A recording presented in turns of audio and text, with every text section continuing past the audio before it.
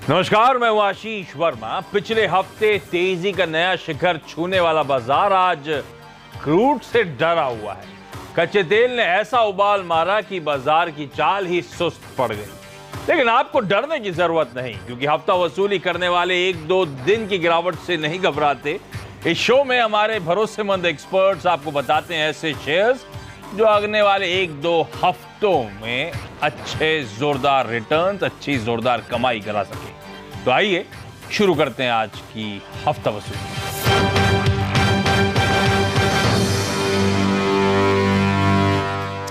तो हफ्ता वसूली का बेसिक आइडिया तो आपको पता है। हफ्ते की शुरुआत में कोशिश होती है कि आने वाले दिनों के लिए अच्छे बेहतरीन स्टॉक्स चुने, उनमें दाव लगाएं जो टेक्निकली इस समय बड़े साउंड सेटअप में नजर आ रहे हैं। और देश के 3 जाने माने एक्सपर्ट जुड़ते हैं जो अपनी अपनी पिक्स देते हैं और साथ साथ कोशिश करते हैं चार्ट्स के जरिए हम और आपको समझाने की उसके पीछे का रैशनल।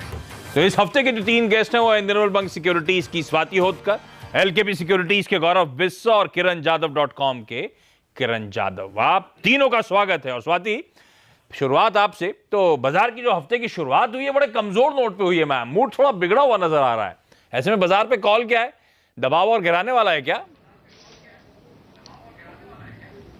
ओवरऑल अगर बात करें तो लिटिल बिट कॉशियस मोमेंटम है निफ्टी में। अगर हम लास्ट वीक का भी डेटा देखें तो काफ़ी पॉजिटिव हम लोग ने देखा था निफ्टी में। ऑल टाइम हाई वापस एक ब्रिज किया था, जिसके हिसाब से मुझे लगता है कि प्रॉफिट बुकिंग आना तो कोई हम लोग अवॉइड नहीं कर सकते थे। बट नीचे में एटलीस्ट अब तो मुझे लगता है 11,620-600 के काफ़ी स्ट्रॉन्ग सपोर्ट लेवल है। जब तक वो होल्ड ऑन है तब तक हम एक पुल बैक रैली के वापस हम लोग एक एक्सपेक्टेशंस रख सकते हैं। अगर वो 11,600 के नीचे जाती है निफ्टी तो definitely view little bit cautious हो जाएगा या फिर शॉर्ट पोजीशंस मेजरली क्रिएट हो जाएंगे। But at the current level मेरी राय यही होगी कि अगर कोई भी स्टॉक आपका मुनाफे में है तो डेफिनेटली अपने प्रॉफिट बुक करना चाहिए और एटलीस्ट 11,600 का स्टॉप लॉस प्लेस करके लॉन्ग पोजीशंस होल्ड करनी चाहिए। ठीक बात। तो 11,620, 11,600 जब तक होल्ड करें तब तक बहुत ज्यादा घबराने की जरूरत नहीं है। उन्हीं लेवल्स पे अपने स्टॉप लॉसेस प्लेस करें।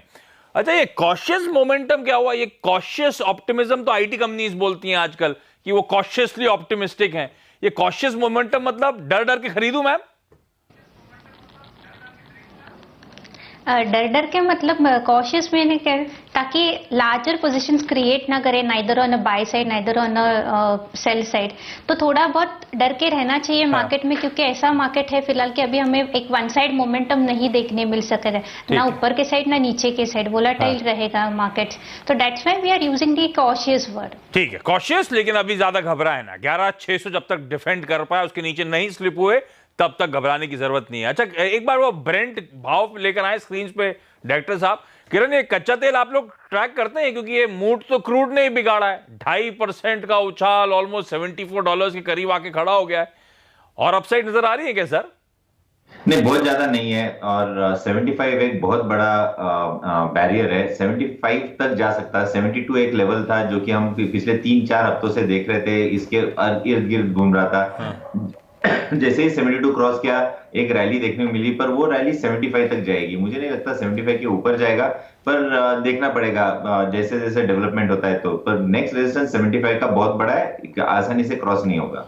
हाँ, तो ज्यादा यहां से अपसाइड नहीं है। ध्यान रखें, घबराए ना। $75 एट मैक्स, शायद उस लेवल्स के बाद ठंडा पड़ता हुआ नजर आए। तो होपफुली फिंगर्स क्रॉस, कच्चा तेल ठंडा पड़ा तो वापस मूड सेंटिमेंट सुधरते हुए नजर आएंगे।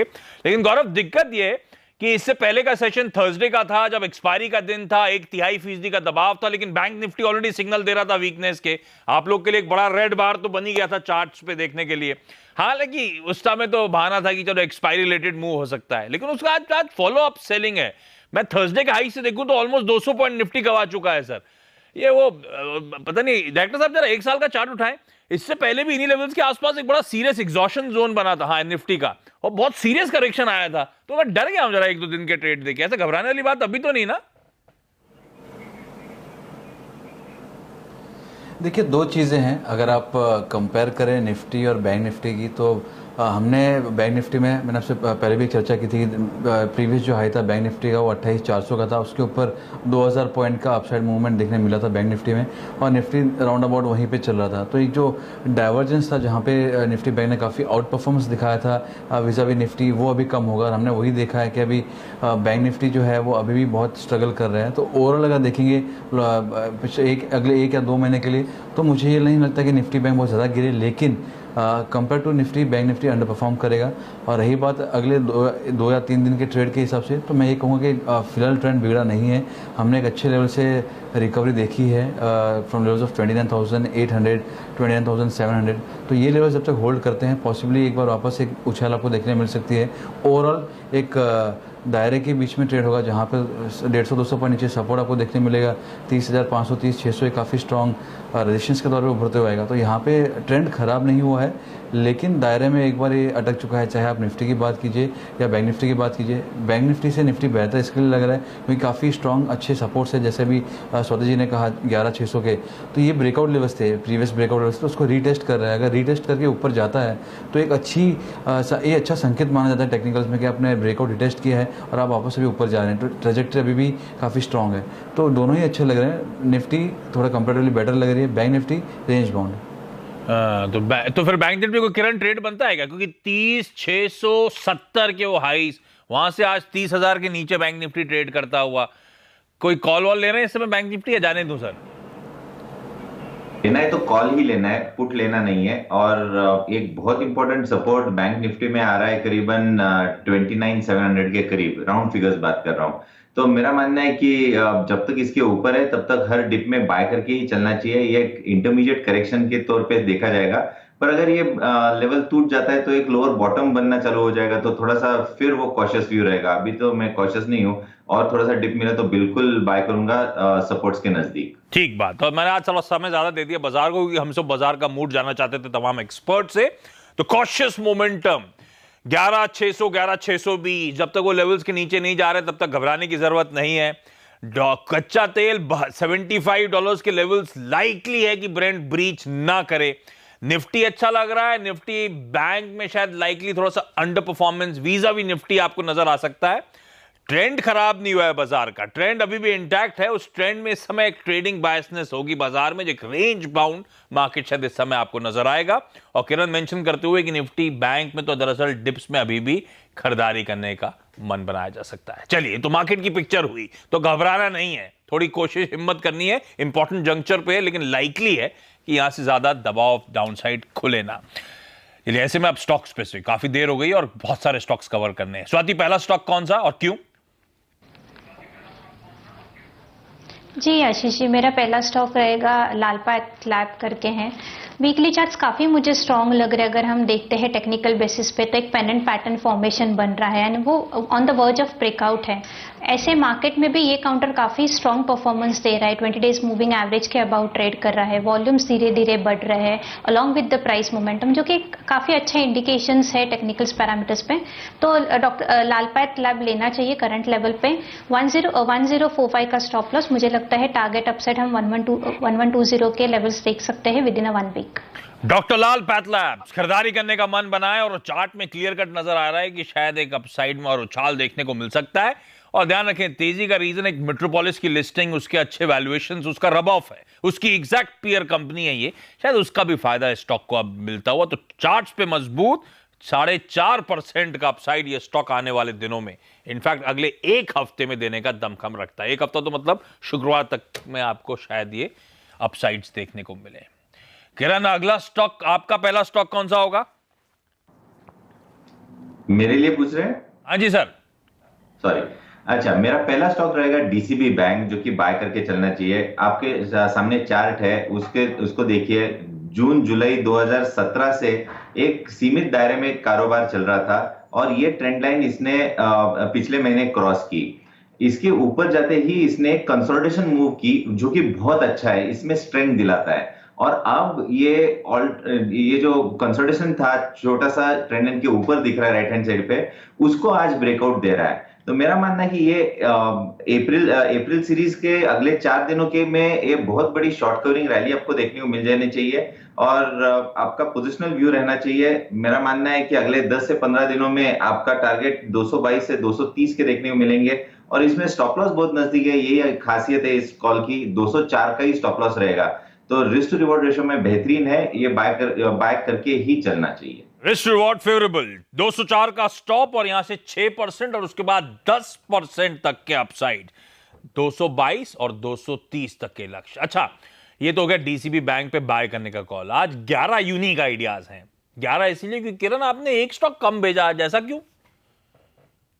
देखिए, जब मार्केट पहली बार करेक्ट करता है तब ब्रेकआउट्स बहुत कम देखने को मिल रहे हैं और जोर जबरदस्ती कॉल दे हुए मजा नहीं है। हाँ, नहीं, नहीं, तो नहीं, मेरा मैं मानना है कि हाँ। अगर इस शो के दरमियान कोई ब्रेकआउट आ जाएगा तो मैं वो भी ऐड करवा दूंगा। नहीं, ऐसा कुछ नहीं है, 11 हो 12 हो सब चलता है सर। मैं जानना चाहता था रीजन। बिल्कुल ठीक, जहां पे आप लोगों का कन्विक्शन हो वही बताएं सर, पैसा लगने वाली बात है ये तो। गौरव, पहला स्टॉक आपका कौन सा? ये पहला रिकमेंडेशन जो मेरा होगा वो है इन्फोसिस में। जब से स्टॉक में नतीजा आए हैं उसके बाद में स्टॉक थोड़ा करेक्शन आया है, लेकिन 700 का एक काफ़ी महत्वपूर्ण सपोर्ट है, वहाँ से एक उछाल देखने मिली है।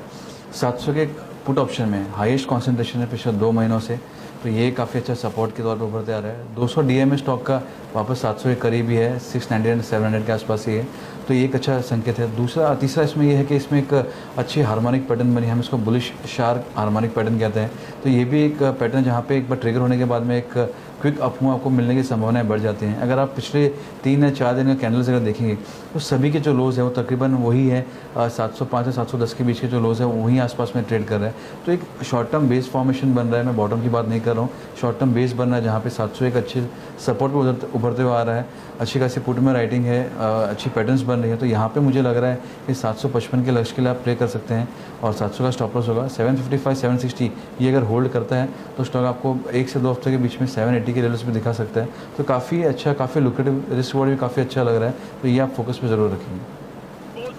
दिग्गज में खरीदारी करने का मन बनाया और आज भी आपने देखा होगा आईटी में एक आउट परफॉर्मेंस है, रुपया कमजोर हो रहा है तो कच्चा तेल अगर उबाल दिखा रहा है तो रुपये कमजोरी, उसका फायदा आईटी को। और वैसे भी इन्फोसिस चार्ट्स पे बिल्कुल, ये बहुत कुछ चार्ट है ना, सच्चिदानंद उत्तेकर साहब लास्ट टाइम आए थे, ये एबीसीडी हार्मोनिक पैटर्न एकदम दोनों की सेम वैसी दिखने की चार्ट्स नजर आती हैं। ठीक है, और लग भी रहा है उसमें देखिए आपको बिल्कुल क्लियर कट चार्ट में कि यहां से मजबूती शायद देखने को मिले। 5% का अपसाइड इन्फोसिस डिलीवर करने का दम कम रखता है। स्वाति, अगला स्टॉक? यस, मेरा अगला स्टॉक आशीष जी जीएसपीएल रहेगा। वीकली चार्ट्स पे मैं देख रही हूँ कि एक काफ़ी अच्छा फ्लैग पैटर्न फॉर्मेशन है। फ्लैग पैटर्न फॉर्मेशन हम क्यों कहते हैं, क्योंकि एक स्टीफ रैली हमने दिखी है पर्टिकुलर काउंटर पे। अगर आपको चार्ट में दिख रहा होगा तो 160 टू 190 के लेवल से हम लोग ने स्टीफ रैली दिखी, देन एक कंसोलिडेशन फेज में गए। अभी कंसोलिडेशन ब्रेकआउट के वर्ज पे है, तो आई बिलीव कि इसमें काफ़ी अच्छे मोमेंटम्स आएंगे।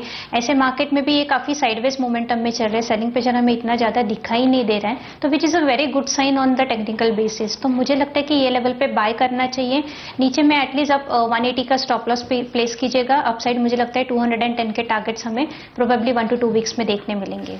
तो तगड़ा है ये तो। आपकी स्क्रीन पे 210 के टारगेट, यानी कि यहां से 10% से ज्यादा का अपसाइड ये स्टॉक देने का दमखम रखता है आने वाले समय में। जीएसपीएल एक स्ट्रॉन्ग बेट हो सकता है आप लोग के लिए। किरण, अगला स्टॉक? मेरा अगला स्टॉक रहेगा आईसीआईसीआई प्रू। इसमें आपको देखने को मिल रहा होगा एक ट्रेंड रिवर्सल प्राइस पैटर्न जिसको हम इन्वर्टेड हेड एंड शोल्डर कहते हैं। जो बड़ी लकीर देखने को मिल रही है वो है वो नेकलाइन है, और उस नेकलाइन को हमने ब्रेकआउट किया था अप्रैल सीरीज के एकदम पहले हफ्ते में। उसके बाद एक अपमूव कंसोलिडेशन, और जो अभी स्वाति जी बात कर रहे थे एक फ्लैग पैटर्न का ब्रेकआउट, वही है। तो इस चार्ट में आपको 2 प्राइस पैटर्न देखने को मिल रहे हैं, एक तो थोड़ा सा लंबा नजरिया पकड़ के, एक छोटा नजरिया पकड़ के। तो एक छोटा नजरिया पकड़ के मेरा पहला टारगेट आता है 385, जो कि आपको कल परसों ही देखने को मिल जाना चाहिए। पर अगर हम 10-15 दिनों का वक्त देते हैं तो मेरा मानना है कि 425 के टारगेट्स भी इस स्टॉक में देखने को मिल जाने चाहिए। इस स्टॉक के अभी रिजल्ट आने वाले हैं आईसीआईसीआई प्रू के, और कोई एक्सपेक्टेशन नहीं है। तो अगर कोई पॉजिटिव सरप्राइज आती है तो मैं जो बोल रहा हूँ 425 ये टारगेट्स भी देखने को मिल जाने चाहिए। और इस ट्रेड के लिए भी मेरा स्टॉप लॉस दूर नहीं है, 360 का मेरा स्टॉप लॉस रहेगा। इंटरेस्टिंग। तो देखिए, फ्लैग पैटर्न की बात जीएसपीएल पे हुई थी और यहां पे भी आपको एक फ्लैग पैटर्न नजर आ रहा है और क्लियर कट तेजी। आईसीआईसीआई प्रू 385 तो हुआ यहां से 4% के आसपास का अपसाइड, लेकिन अगर थोड़ा सा पेशेंस रखें, 10-15 दिन तक रुकें, तो शायद लाइकली है कि 425 तक के तगड़े अपसाइड स्टॉक डिलीवर करेगा। और वैसे अच्छा पिटाई के बाद ये तमाम जो इंश्योरेंस प्लेयर्स हैं लो लेवल से लगातार रिकवरी दिखा भी रहे हैं, इस बात का ध्यान रखें आप। तो ये रही वो एक अगला बेट आपके लिए। गौरव, इन्फोसिस के बाद अगला बेट? जी, दूसरा जो रिकमेंडेशन है वो है सिप्ला में। एक काफ़ी बोरिंग स्टॉक है क्योंकि काफ़ी अच्छा कंसोलिडेशन में ट्रेड कर रहा है। अगर आप देखेंगे चार्ट में तो जो ब्लू रेक्टेंगल है ये दर्शा रहा है कि यहाँ पे एक अच्छा कंसोलिडेशन है, दायरे में ये स्टॉक ट्रेड कर रहा है। अब ये स्टॉक उसको ब्रेकआउट कर चुका है, ब्रेकआउट को रीटेस्ट भी कर रहा है। दूसरी जो इसमें पैटर्न बनी है वो inverse head and shoulder pattern जो आपको कर्व्स दिख रही है पर्पल कलर्स में। इसमें अगर आप देखेंगे ये एक बुलिश रिवर्सल पैटर्न होती है। ये इसकी जो एफिकेसी होती है, इसमें जो क्षमता होती है वो लोअर लेवल से बनती है तो काफ़ी स्ट्रांग होती है। तो यहाँ पे मुझे लग रहा है कि एक अच्छा रिवर्सल स्टॉक में देखने मिल रहा है। इमीडिएट टारगेट्स 580 होंगे, वो अगर सस्टेन होते हैं तो 620 615 के लेवल से आपको देखने मिल सकते हैं।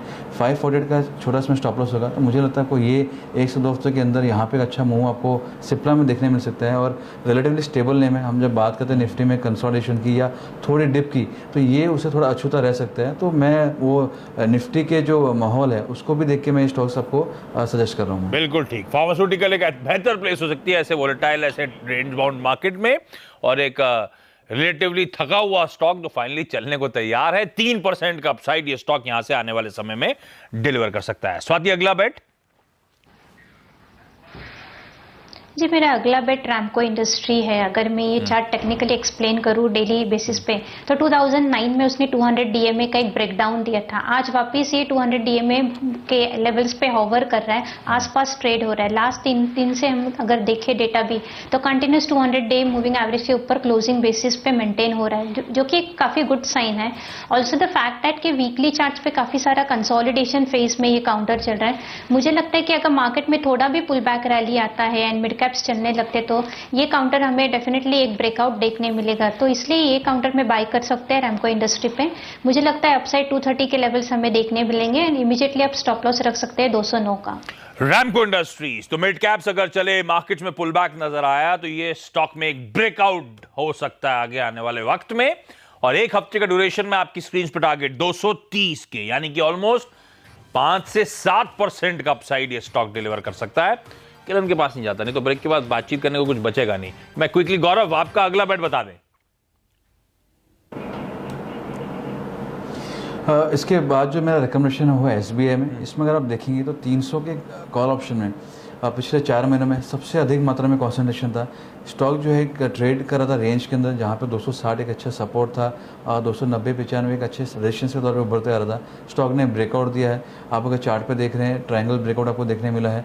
ब्रेकआउट को रीटेस्ट किए 3 दिनों से अगर आप देखेंगे, 3-4 इंस्टेंसेज अगर देखेंगे तो ब्रेकआउट को रीटेस्ट करा है 304 305 का, और एक उछाल आ रही है। और 300 के पुट ऑप्शन में बहुत अच्छा कॉन्सेंट्रेशन हो गया है। तो ये काफ़ी, अगर आप इसको एमलगमेशन में देखेंगे तो काफ़ी एक अच्छी पैटर्न उभरते आ रही है। 300 तक होल्ड करता है, यहाँ पे आपको काफ़ी स्ट्रॉन्ग एक अपसाइड देखने मिल सकती है। और ये स्टॉक 325 से 330 के लेवल आपको दिखा सकता है। तो 298 छोटा स्टॉप लॉस आप प्ले कर सकते हैं, और 325 से 330 आपका इमीडिएट टारगेट होगा इसमें। ठीक बात। तो रीसेंट हाइस को रीटेस्ट कर सकता है, वापस उन लेवल्स की तरफ बढ़ सकता है। 325 के टारगेट्स यानी कि 5% का अपसाइड। तो इन्फोसिस, सिप्ला,